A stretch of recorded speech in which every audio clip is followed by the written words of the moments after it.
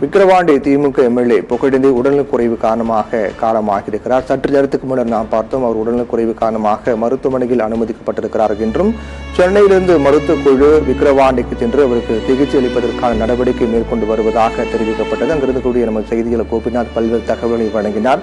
இந்நிலையில் விழுப்புரம் முண்டியம்பாக்கம் அரசு மருத்துவமனையில் அனுமதிக்கப்பட்ட புகழேந்தி சிகிச்சை பலனின்றி உயிரிழந்தார் என்று மருத்துவமனை நிர்வாகம் தரப்பில் தெரிவிக்கப்பட்டிருக்கிறது. இது மிகப்பெரிய ஒரு சோகத்தை திமுக தரப்பிற்கும் விக்கிரவாண்டி தொகுதி மக்களுக்கும் ஏற்படுத்தி இருக்கிறது என்றால் அது மிகையாகாது. விழுப்புரம் முண்டியம்பாக்கம் மருத்துவமனையில் அனுமதிக்கப்பட்டிருந்தார். உடல்நலக்குறைவு காரணமாக விக்கிரவாண்டி தொகுதி திமுக எம்எல்ஏ புகழேந்தி அனுமதிக்கப்பட்ட நிலையில் சிகிச்சை பலனின்றி அவர் உயிரிழந்து விட்டார் என்று தெரிவிக்கப்பட்டிருக்கின்றது.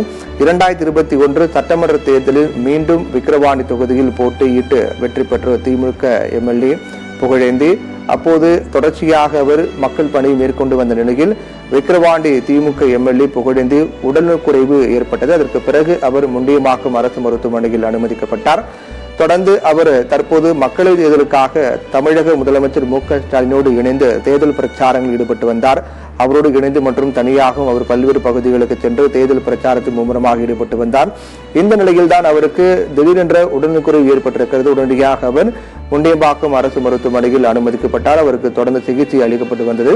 அதே போன்று சென்னையில் இருந்து மருத்துவ குழு முண்டியம்பாக்கம் அரசு மருத்துவமனைக்கு சென்று கொண்டிருப்பதாகவும் அங்கு அவருக்கு சிகிச்சை அளிக்கப்பட இருப்பதாகவும் தெரிவிக்கப்பட்ட நிலையில் தற்போது அவர் சிகிச்சை பலனின்றி உயிரிழந்து விட்டார் என்று மருத்துவமனை தரப்பில் தெரிவிக்கப்பட்டிருப்பது மிகப்பெரிய சோக நிகழ்வாக பார்க்கப்படுகிறது.